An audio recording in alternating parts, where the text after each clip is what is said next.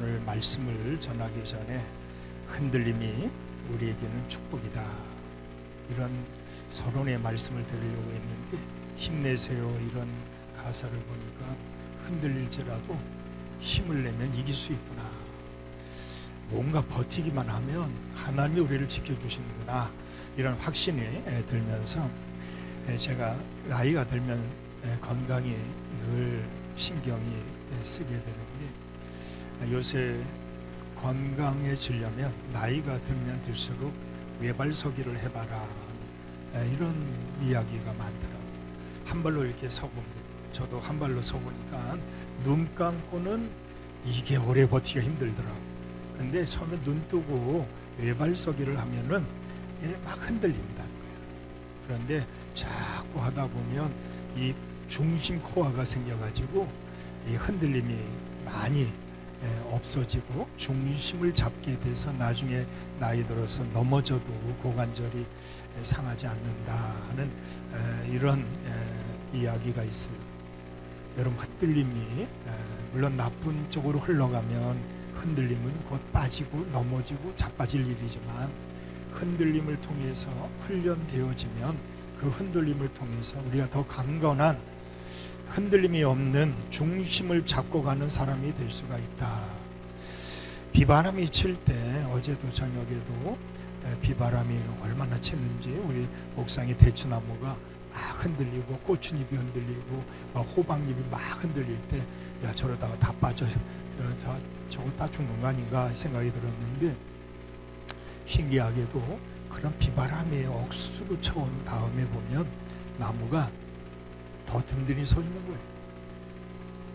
약한 것들은 다 빠져나가고 든든하게 뿌리를 깊이 박히면서 흔들림 속에서 더 뿌리 깊은 나무가 되는 것을 보게 됩니다. 또 나침반은 어느 방향을 제시할 때 보면 딱 정확하게 제시하는 게 아니라, 나침반은 부들부들 떨어요. 엄청나게 흔들어. 이렇게 흔들잖아요. 그 흔드는 것은 틀렸기 때문에 흔들린 게 아니라 정확하게 가르치기 위해서 흔들리는 거예요. 여러분들, 흔들린다는 것은 우리가 줏대가 없는 것이 아니라 최선을 다하고 있구나 하는 것입니다. 우리의 신앙이 흔들릴 때가 있잖아요. 오늘도 비가 억수로, 왜 예배 전에 꼭 그렇게 비가 억수로 와야 되는지 모르겠어요. 하나님, 너무하셔. 꼭 예배 시간 전에 이렇게 비가 억수로 오는 거예요. 이때 흔들려. 갈까 말까. 그런데 우리의 믿음이 그때 중심을 잡고 나간다는 거예요. 이게 확실한 믿음이죠. 오늘 우리 모두가 말씀을 통해서 최선을 다해서 흔들림 속에서 중심을 잡고 가는 더 훌륭한 하나님의 사사가 되자는 이런 말씀을 여러분들에게 드리려고 합니다. 탕자의 흔들림. 처음에 돈이 최고인 줄 알았지만 나가서 보니까 그 흔들림 속에서 돈은 다 잊어버렸고 아버지밖에 없구나. 그래서 아버지께로 돌아가는, 중심을 잡고 가는 둘째 아들의 모습을 보게 됩니다.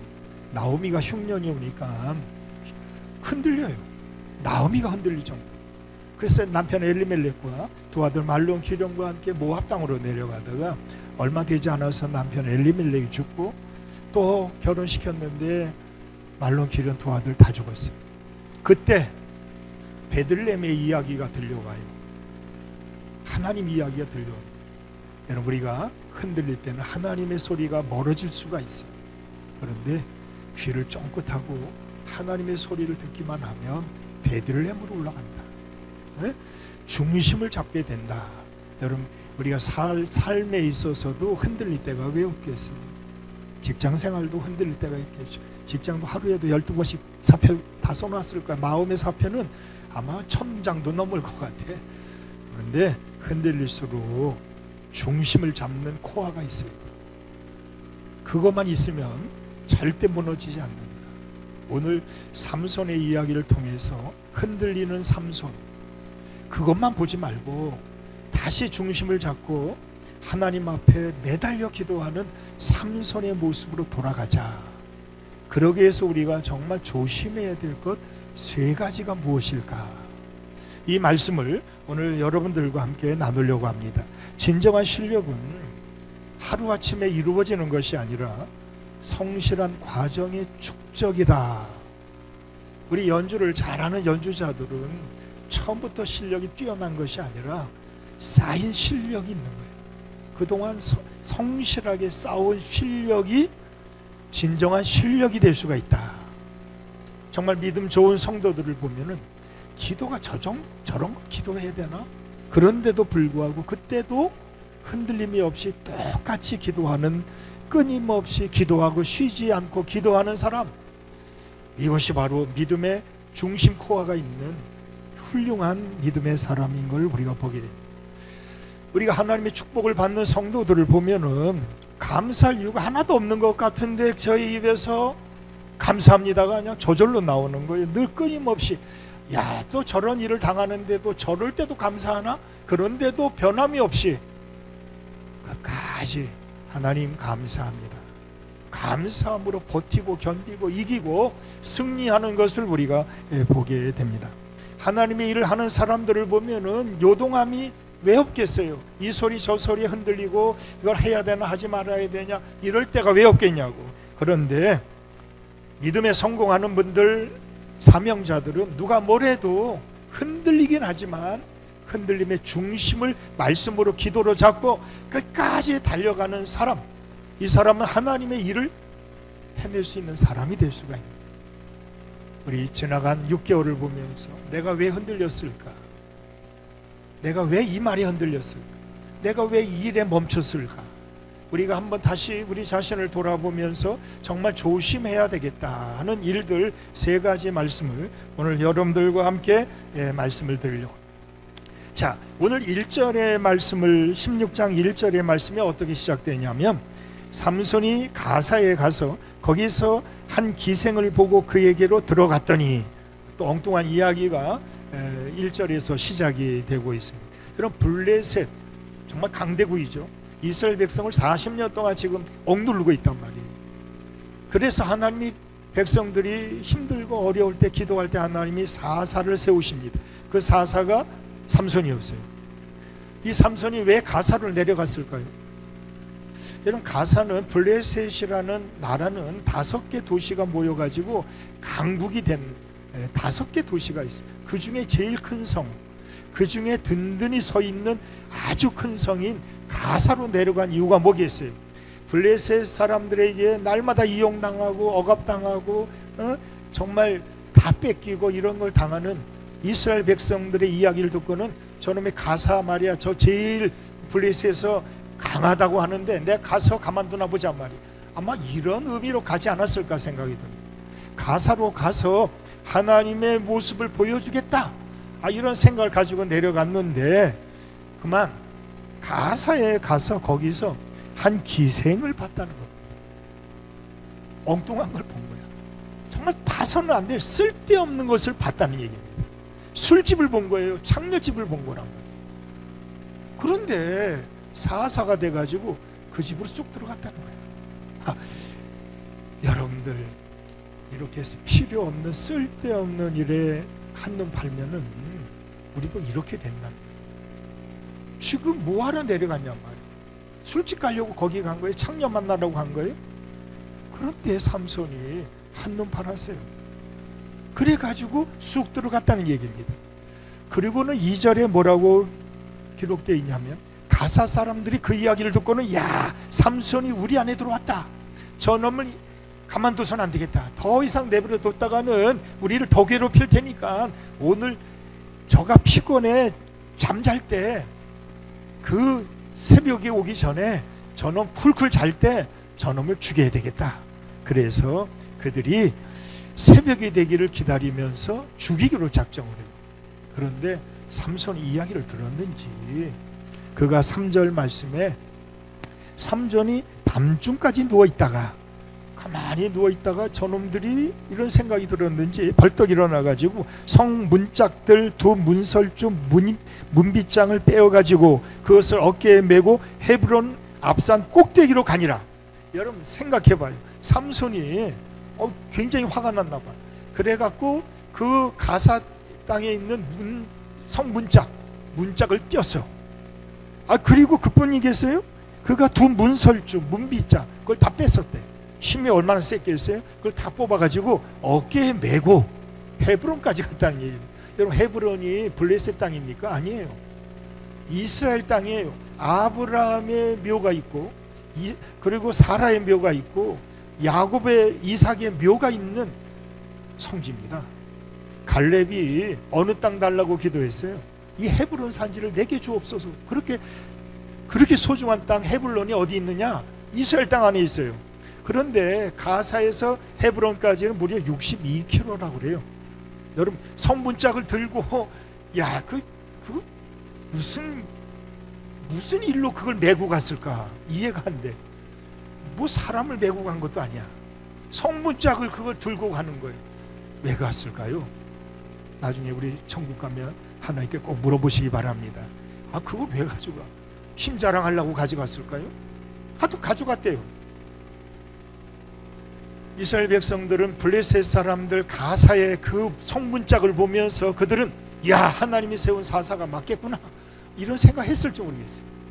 자, 그런데 4절 말씀에 오늘의 본문 말씀이 시작되는데, 4절에 이후에 삼손이 소래 골짜기에 들릴라라 이름하는 여인을 사랑하매라는 것이, 여러분, 사랑이 시작이 돼요.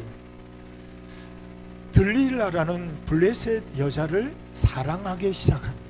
물론 처음에 딥나 여자를 너무 좋아해가지고 아버지, 어머니, 나 저 여자 결혼할 테니까 결혼시켜줘. 그러니까 억지로 결혼을 하게 되는 장면이 우리 함께 생각했던 말씀이죠. 그리고 또 우리 가사에서 술집 여자, 이 창녀인 이 여자를 보고 쑥 들어가는 사건도 일어나고 있어요. 그리고 오늘 4절 말씀에 보면 블레셋 여자, 그 들릴라를 진짜 사랑했나 봐. 진짜 사랑해서 그가 사랑에 푹 빠진 장면이 오늘 본문 말씀이에요. 자, 오늘 이 말씀을 보면서 들릴라라는 여자를 보니까 사랑을 이용해서 돈을 버는 여자였구나 하는 것을 알 수 있고, 또 삼손을 보면서 참 분별력이 없는 사랑을 하고 있구나.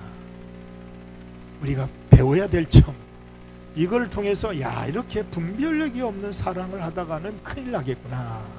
에릭 프롬이 그 유명한 사랑의 기술이라는 그런 책을 썼는데, 거기에 사랑의 4가지 자질이 나와요. 첫째가 뭡니까? 돌보는 것이. 두 번째는 깊이 알아가야 된다. 세 번째는 책임져야 된다. 그리고 마지막 4번째는 존경할 줄 알아야 된다. 이게 진짜 사랑이다, 이렇게 말하는데, 오늘 들릴라라는 여자를 보면서 이 4가지가 하나도 해당되지 않는 가짜 사랑인 것을 우리가 보게 돼요. 그리고 삼손은 진짜 사랑하는 것처럼 보이지만 바보 같은 사랑을 하고 있는, 깨달음이 없는 사랑, 분별력이 없는 사랑을 하고 있는 장면을 우리가 함께 보게 됩니다. 자, 들릴라는 여자가 이제 삼손이 그 여자를 좋아한다는 걸 블레셋 사람들이 알고는 이 들릴라를 부르게 됩니다. 그래서 그 여인에게 말합니다. 자, 삼손이 누구냐? 우리 블레셋 사람을 괴롭히는 사람이야. 저놈은 도와줘서는 안 돼. 그래서 저놈을 어떻게 하는지 꿰어가지고 그 힘이 어디서 나오는지 그 비밀을 꼭 우리에게 전달해달라. 그러면 블레셋 땅이 5도시가 있다고 그랬어요. 우리 한 도시 5도시마다 은 1100개를 줄 테니까, 그러니까 5개니까 5500개를 줄 테니까 비밀을 알아내라. 그를 결박해서 그를 굴복시켜가지고 우리한테 연락만 해. 그럼 우리가 끝내줄게. 이래서 은 1100씩 5500개의 약속을 하고 이 들릴라를 붙여준 겁니다. 자, 여러분, 오늘 이 장면을 보니까 이 여자가 정말 이용만 하고 있는 거예요. 삼손을 진짜 사랑하지 않아. 돈을 더 사랑하는 여자. 이용당하는 사람들이 세상에 얼마나 많아요. 여러분, 술집 가보셨잖아. 네? 우리 성도들 중에 몇 분은 가봤을 것 같아요. 가보면 그 여자들이 뭘 노리고 그분에게 아버지, 삼촌, 사장님, 왜 그렇게 부를까요? 목표가 어디에 있는 거예요? 주머니에 있지. 돈 지갑이 있는 거란 말이야. 그런데 그거 몰라가지고 사장님 그러면 좋아가지고 말이에요. 주머니 다 털러. 오늘 이 여자가 말이에요. 바로 삼손에게 은 1100씩 5500개 홀딱 반해가지고 말이에요. 그렇게 사랑하는 삼손을 무시하고 그에게 3번씩이나 물어봅니다. 오늘 6절 말씀해 보니까 들릴라가 삼손에게 말하되 청하건대 당신의 큰 힘이 무엇으로 말미암아 생기며 어떻게 하면 능히 당신을 결박하여 굴복하게 할 수 있었는지 내게 말하라. 이런 바보 같은 삼손이었어. 이 말 들으면 야 너 미쳤냐? 왜 그런 질문을 나한테 하냐? 이러고 딱 거절을 했어야 되는데 삼손이 가짜로 이야기를 해. 그런데 말이야, 만약 마르지 아니하는 새 활줄, 이게 집줄이라고 번역도 그렇게 돼 있는데 새 활줄 7으로 나를 결박하면 내가 약해져서 다른 사람과 같아질 거야. 거짓말을 하게 되죠.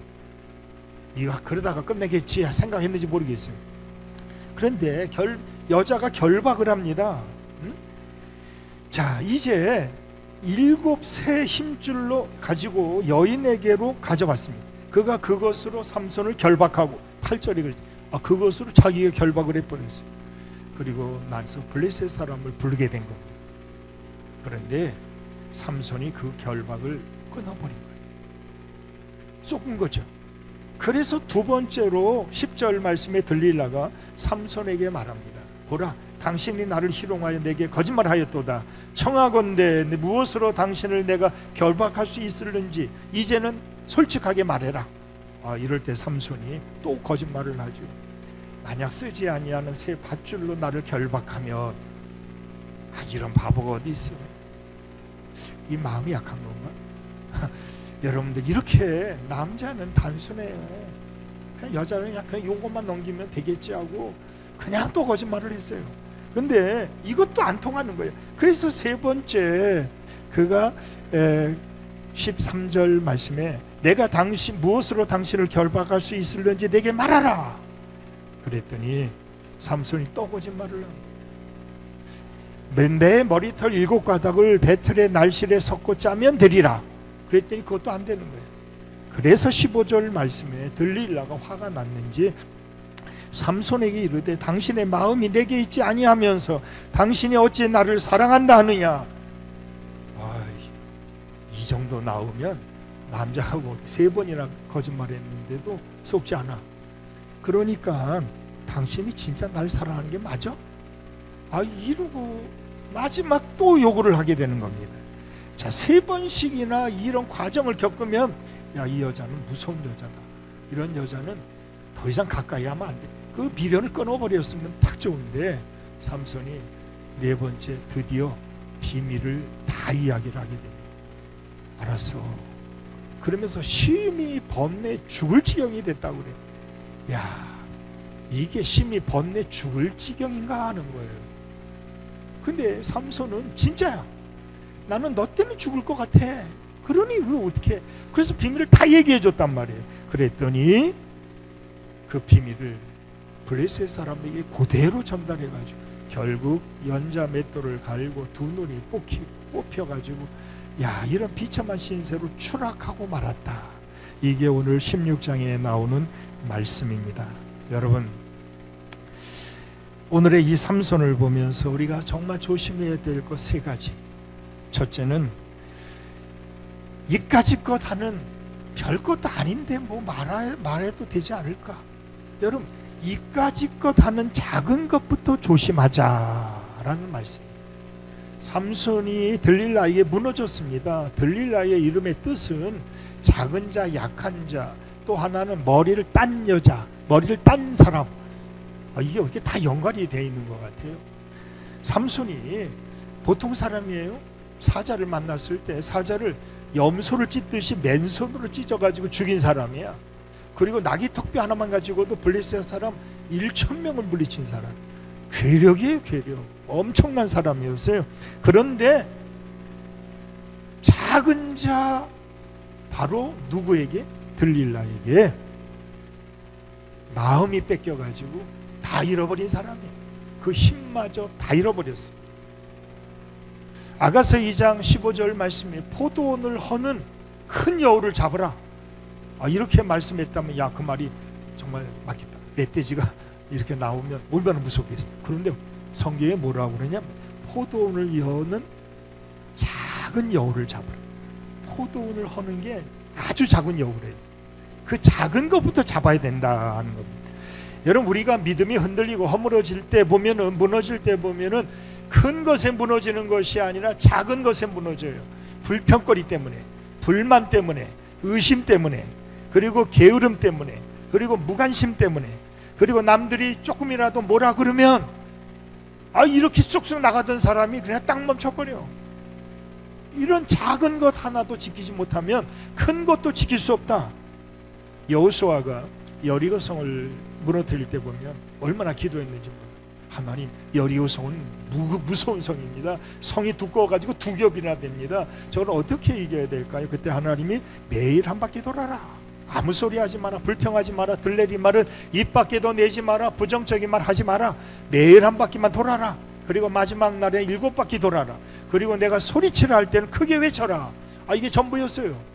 그런데 정말 하나님의 말씀대로 그 모든 작은 거 매일 한 바퀴씩 도는 거, 그걸 돌고 마지막 날에 7바퀴 돌고 외쳐라 할 때 외쳤을 때 큰 성 여리고가 무너져 내렸어요. 얼마나 큰 경험을 한 거예요. 그런데 그 다음 성이 아이성이었어요. 아이성은 조그만 성이야, 말 그대로. 그래서 여호수아가 정탐꾼을 보내. 야, 한번 가보고 와라. 그랬더니 정탐꾼이 갔다 와서 보고하면 2,000~3,000맨만 올라가도 얼마든지 이길 수 있다. 그래서 여호수아가 하나님께 물어보지도 않아요. 이까지 것 하면서 기도도 하지 않아요. 그리고 2,000~3,000명 올려보내. 올라갔다가 개망신을 당하고 말았어요. 거기서 무너졌어요. 여러분, 우리가 언제 무너지느냐? 큰 것에서 무너지지 않아요. 작은 것에서 무너집니다. 그게 흔들리니까 결국은 무너져요. 성수대교가 나사 하나 문제로 인해 가지고 성수대교가 무너졌잖아요. 여러분, 작은 것 조심해야 돼요. 이 작은 것부터 지켜나가자 하는 것입니다. 옛날에 우리 학교 다닐 때 최고의 상은 뭐냐? 개근상입니다. 6년 동안 하루도 빠짐없이 출석한 학생에게 개근상을 줄 때 교장이 박수치게 합니다. 여러분들, 제일 중요한 게 뭐예요? 매일매일 학교 가는 거예요. 공부를 잘했건 못했건 성실한 사람이 되는 거예요. 여러분, 옛날 우리 어르신들, 우리 어른 시대에 보면 제일 중요한 게 뭐냐? 주일 성수였습니다. 52주 주일 한 주일도 빼먹지 마라. 왜? 그게 기본이에요. 그것부터 지켜야지만 나머지 모든 신앙을 다 지킬 수 있는 사람이 되는 거예요. 여러분, 제가 오후에 느헤미야의 말씀을 드리려고 하는데, 느헤미야가 어디서 믿음을 지켜요? 고국 땅 아니에요. 아닥사스다 왕 때 세계를 호령하던 수상궁에 살 때입니다. 그때 그 믿음을 지키는 거예요. 거기서 그는 하나님을 사랑하는 사람이 되고, 거기서 고국을 생각하면서 눈물로 4개월을 기도하는 사람이야. 별것도 아닌데 하나님, 동생 하나님을 통해서 예루살렘 이야기를 듣고 울기 시작해요. 작은 것부터 하나 실천으로 옮기면서 그는 무너진 예루살렘 성벽을 52일 만에 재건하는 놀라운 실력을 발휘하게 된단 말이에요. 여러분들, 이까지 것 별것도 아닌 것 우습게 여기면 큰일 납니다. 오늘도 별것도 아닌 것에 우리가 유혹을 받게, 또 우리가 거기서 무너지는 거예요. 그러니 작은 것 하나부터 성실하게. 여러분, 요셉이 보디발의 집에 팔려갈 때 노예야. 거기서 반항하고 거기서 죽으면 내 죽고 말지 내가 못하러 살아. 그럼 인생 무상 삶의 회의를 논하고 살았다면 개판됐을 거야 아마. 그런데 얼마나 성실했으면 보디발이 그를 보면서 야, 어떻게 너는 이렇게 성실하냐, 인정해, 하나님이 너와 함께 하시면 내가 봤다 그럽니다. 여러분, 작은 것 하나 지킨 것이 애굽의 총리까지 올라가. 오늘 여러분들이 별것도 아니라고 생각하지만 그게 우리의 성공의 밑바탕이 될 수가 있다. 왜 삼손이 무너졌느냐? 이까지 것, 이 여자 하나 뭐 어쨌단 말이야. 거기서 무너진 거예요. 그 여자의 3번씩이나 그 도전해오고 유혹하는 말을 그 알아들었어야지. 이걸 못 알아들어. 왜? 이까짓 것 할 정도로 생각하니까 별것도 아니야. 뭐 거짓말하면 되겠지. 이러고 그냥 넘어가다 보니까 결국은 거기서 무너지게 됩니다. 여러분, 우리의 몸도 별것도 아닌 거기서 무너집니다. 별것도 이까짓게 하는 거기서 제일 무서운 병이 뭐냐? 감기예요. 거기서 우리 몸이 다 망가지는 거예요. 별것도 아닌 병이 우리 온몸을 망가뜨립니다. 그러니 우리 작은 것부터 잘 지켜나가자. 고린도전서 10장 12절 말씀에 보면 그런즉 선줄로 생각하는 자는 넘어질까 조심하라. 항상 우리가 이까짓 것에 내가 넘어질 것 같아? 안 넘어가. 이런 것을 조심해야 됩니다. 원숭이가 언제 떨어져 죽어요? 나무에서 잘난 척 다 떨어져 죽어요. 자기가 제일 잘하는 곳에 자만심을 가지고 이까짓 거 얼마든지 할 수 있다. 누가복음, 마가복음 우리 새벽마다 생각하죠. 우리 변화산에서 3명의 제자들, 나머지 땅에서 9명의 제자들이 예수님이 없을 때 우리도 해보자. 그리고 신나가지고 귀신 들린 아이를 쫓아내겠다고 그러다가 개망신 당하는 장면이 나와요. 여러분들, 별것도 아닌 것 같은데 예수님이 없으니까 안 되더라. 별것도 아닌데 기도하지 않으니까 안 되는 거야. 그래서 9명의 제자들이 예수님께 물어와요. 예수님, 왜 우리는 못 쫓아냈습니까? 믿음이 적은 영혼, 기도 외에는 이런 이유가 있을 수가 없는 거예요. 별것도 아닌 거, 아니 기도하고 안 하고가 무슨 문제가 커? 여러분들, 여기서 승부가 나는 거예요. 기도를 하느냐, 기도를 하지 않고 하느냐는 거예요. 우리가 어떤 일이 있어도 기도로 출발을 해야 되는데 이까짓 것 뭐 이것도 기도해야 되나? 그것까지도 기도해야지만 큰 것도 기도할 수가 있는 거지. 별것도 아닌 거 기도 이건 다음에 하지 뭐. 이런 것들에 우리가 무너지는 거예요. 그러니까 오늘도 여러분 이까짓 그 비 오는데 뭐 주일날 한번 이런 생각부터가 우리의 마음을 뺏기는 거란 말이에요. 여러분, 이스라엘은 아주 작은 나라예요. 우리나라에 뭐 어느 도시만한 그런 정도의 작은 나라지만 세상이 그를 무시하지 못해요. 이스라엘은 2006년 6월 달에 이 가자지구 접경 지역에서 이스라엘 경비대가 기습 공격을 받게 됩니다. 이 팔레스타인의 특공대인 하마스에 의해 가지고 이스라엘 병사 1명이 붙잡혀가게 돼요. 포로로 붙잡혀가게 됐어요. 그날 이후로 이스라엘은 5년 이상이나 그 1명을 풀어주기 위해서 협상을 시작합니다. 그 협상이 무려 5년이 걸렸습니다. 결국 이스라엘 병사 한 사람과 이 팔레스타인 포로 1027명과 맞교환을 하게 됩니다. 여러분, 왜 이스라엘이 강한 나라인지 아십니까? 자기 백성 한 사람을 구하기 위해서 1027명과 바꾼 나라가 이스라엘입니다. 자기 백성 한 사람, 지극히 작은 자, 그 한 사람을 구출하기 위해서 1027명과 맞바꾼 나라가 이스라엘입니다. 자기 백성은 우리가 책임진다. 거기서 전쟁하다 죽었으면 시체라도 데리고 와야 된다. 이게 철칙으로, 정권이 바뀌고 지도자가 바뀌어도 이거는 철칙이야. 그러니 이스라엘은 강한 나라가 될 수밖에 없어요. 지극히 작은 것에 승부를 걸 줄 아는 이스라엘이라는 나라는 세계가 감히 건들 수가 없는 나라가 될 수 있었다는 사실을 우리가 꼭 기억하시기를 바랍니다. 여러분들, 오늘 두 번째 우리가 정말 조심해야 될 것은 뭐냐? 삼손은 제정신이 아니야. 지금 쓸데없는 것에 마음이 뺏겼어요. 믿음 생활을 하면서 우리가 쓸데없는 것에 마음을 빼앗기면 믿음 지키기가 어렵다. 어떤 소리에도 흔들림이 없어야 되는데, 흔들리다가도 딱 중심을 잡고 가야 되는데 쓸데없는 것에 마음을 뺏겼다는 얘기입니다. 오늘 함께 읽은 우리 15절 말씀에 들릴라가 삼손에게 이르되 당신의 마음이 내게 있지 아니하고 당신이 어찌 나를 사랑한다 하느냐, 마음에 누가 있느냐 하는 거예요.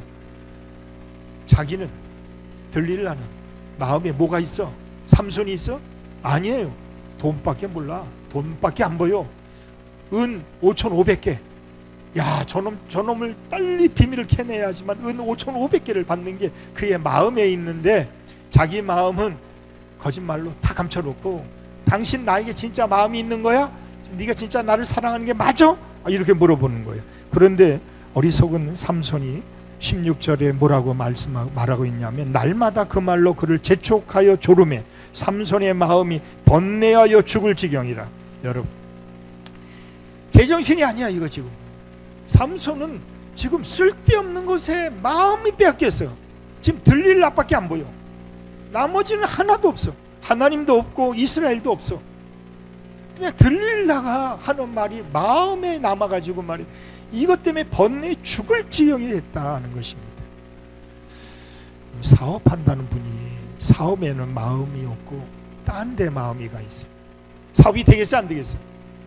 이거 사업 망할 거예요. 이거 믿음 생활한 우리들이 마음이 교회에 있지 아니하고 말씀에 있지 아니하고 세상에 있다면 믿음을 지킬 수 있겠느냐 하는 것입니다. 지금 우리는 어디에다가 마음을 빼앗기고 있을까 하는 겁니다. 여러분의 마음은 어디에 있습니까? 가룟 유다는 그 마음에 사탄이 예수를 팔 생각을 집어넣은 그날 이후로 가룟 유다의 마음에는 돈밖에 안 보여요. 돈이 최고야. 그래서 잠언 4장 23절에 무릇 지킬 만한 그 어떤 것보다 더욱 내 마음을 지켜라. 생명의 근원이 이에서 남이니라. 여러분, 마음을 지켜야 되는데 마음을 딴 데 뺏겼다 하는 이야기입니다. 우리가 믿음 생활을 하면서 하나님께 마음을 둬야 되는데 우리가 세상의 마음을 빼앗긴 겁니다. 그리고 꼼짝 못하는 거야. 여러분들, 왜 찬송이 안 되는 거예요? 왜 우리에게 기도가 안 되는 거예요? 왜 예배 시간이 왜 이렇게 지겨워지는 거예요? 마음이 딴 데 있는 거야. 딴 데 마음을 뺏기고 있는 거야. 그러니 찬송을 부르는 게 지겨워. 기도하는 게 힘들어. 말씀 듣는 시간이 너무 길게만 느껴지는 거예요. 여러분의 마음이 어디에 있습니까? 진짜 사랑해야 될 사람을 사랑해야 됩니다. 사랑하는 사람이 마음이 딴 데가 있다면 이루어질 수 없는 사랑이겠죠. 오늘 우리의 마음이 어디에 가 있을까? 쓸데없는 것에 마음을 빼앗겨서는 안 된다. 예수님이 40일 금식 기도하고 내려오는데 마귀가 찾아와요. 마귀가 찾아와가지고 세 가지를 시험하잖아요. 첫째가 뭐예요? 돌이 떡이 되게, 쓸데없는 것 가지고 유혹이 오는 거예요. 여러분, 돌이 떡이 되게 하면 돈 벌게? 세상에 돌이 얼마나 많어. 저 돌이 다 떡이 되게 하면 떡집 차려도 떼 돈 벌 거야. 이 쓸데없는 것에 유혹이 오는 거예요. 두 번째 시험이 뭐예요? 성전 꼭대기로 데려가서는 거기서 뛰어내리래. 뛰어내리면 어떻게 돼요? 죽지. 고관절 부러져 죽지. 허리뼈 부러져 죽지요. 그런데 마귀가 뭐라? 천사가 중간에 탁 나타나가지고 너를 탁 받쳐주면 너는 영웅이 돼. 여러분, 영웅 되면 뭐하게? 믿음 생활을 하시면서 여러분 영웅이 되고 싶어요? 그럼 무당처럼 작두 타면 돼. 작두 왜 타는지 나는 아직도 모르겠어요. 꼭 타야 되는 이유가 있어요? 영웅이 되고 싶어? 믿음 생활하면서 쓸데없는 곳에 마음 빼앗기지 말자. 오직 내가 사랑하는 그곳에 승부를 둬야 되는데 마음이 뺏기는 순간 그 중요한 하나님이 없어져. 내가 사랑하는 사람이 없어져 버린 거예요. 그리고 딴 것만 생겨가지고 늘 의심투성이, 늘 번뇌가 심해가지고 죽을 지경이 된 거예요. 여러분들, 일본의 살아있는 경영의 신이라고 불렸던 고 이나모리 가우치오라는 이런 사람이 있었어요. 그가 한 말이 뭐냐? 마음가짐이 모든 것을 결정한다. 여러분의 마음에 달려있대. 오늘도 무릇 지킬 만한 그 어떤 것보다 더욱 내 마음을 지켜라. 생명의 근원이 이에서 남이니라. 이 사람은 아마 성경을 읽었는지 모르겠어요. 여러분, 마음이 중요해요. 빌립보서 2장 5절 말씀에 너희 안에 이 마음을 품으라. 곧 그리스도 예수의 마음이니라. 우리 마음이 예수님처럼 예수님 같은 마음만 가지고 있으면 절대 쓸데없는 것에 마음 뺏기고 돈 뺏기고 시간 뺏기고 이런 낭비하고 허송세월하지 않겠다는 이 말씀을 삼손을 통해서 우리에게 주시는 말씀이. 마지막 정말 우리가 조심해야 될 것은 뭐냐? 미련 떨쳐버려라는 것입니다. 우리 자꾸 세상에 미련이 있잖아요. 하고 싶은 거, 저걸 왜 못했지? 축구, 저는 축구 선수가 되고 싶고, 저는 결혼하면 12명, 11명의 아들을 낳아가지고 축구팀을 하나 만들어야지, 이런 괴짜 같은 생각도 가졌을 정도로 축구에 대한 미련이 많은 사람. 꼰투 선수 되고 싶은 거, 미련이 너무 많아. 근데 제가 목회를 시작하면서 다 떨쳐버렸어요. 과감하게 축구 안 해, 꼰투 쳐다보지도 않아. 미련 끊어버렸어요. 3번이나 자기를 잡으려고 하는 이 들릴라의 유혹을 뿌리쳐야 되는데 이걸 뿌리치지 못했어요. 미련을 끊지 못했어요. 요거 남아있는 거예요. 꼭 전도하다 보면 술 끊으면 올게요, 담배 끊으면 올게요. 여러분, 못 끊어. 끊겠다 그러면 끊어야지. 끊지 않으면 절대 앞으로도 못 끊어. 아브라함에게 하나님이 첫 번째로 하신 말씀이 뭐냐? 내 본토 친척 아비 집을 떠나 내가 지시하는 곳으로 가라. 미련 가지고 있으면 절대 못 떠난다. 여러분, 그놈의 미련 때문에 롯의 아내는 뒤를 돌아보다가 소금 기둥이 됐고, 롯의 두 사위들은 거기서 불타 죽고 말았다. 게하시는 그놈의 미련, 그 옷, 그 돈, 나아만을 뒤쫓아가가지고 거짓말하다가 옷 2벌 그리고 돈 받아가지고 돌아오다가 너 어디 갔다 왔냐 그랬더니 아무데도 안 갔다 오고 거짓말하다가 나아만의 문둥병이 그에게로 들어가 버리는 이런 엄청난 사건이 기록되어져 있습니다. 여러분, 우리 모두가 믿음을 잘 지킬 수 있는, 흔들림 속에서도 믿음 지킬 수 있는, 쓸데없는 것에 마음 뺏기지 않고 미련을 떨쳐버릴 수만 있다면 우리는 철저한 믿음의 사람, 다니엘과 같은 사람, 느헤미야 같은 사람이 될 것이다 하는 것입니다. 여러분들, 번뇌하면 번뇌할수록, 많은 생각하면 할수록 더 복잡해져 죽을 지경이 되는 거예요. 야고보서 1장 15절이 왜 기록된 거예요? 욕심이 잉태한 즉 죄를 낳고 죄가 장성한 즉 사망을 낳느니. 욕심은 한도 끝도 없어. 구멍과 같아. 해서 파면 팔수록 구멍만 커지지 메꿔지지 않는다는 거예요. 결국 그러다가 죽는다는 거예요. 사울이 욕심 부리다가 다윗 죽이려고 그렇게 군사동원까지 하며 다 했는데 결국 자기가 자기 칼에 엎드려 죽었어요. 그놈의 미련을 못 떨쳐버리다가 죽은 거예요. 여러분, 오늘도 우리 모두가 함께 이 말씀을 지키고 믿음을 지키면서 흔들림이 없이, 흔들림 속에서도 중심을 잡고 말씀으로, 기도로 우리 모두 함께 끝까지 달려가시는 여러분들이 다 되시기를 주님의 이름으로 간절히 축원합니다.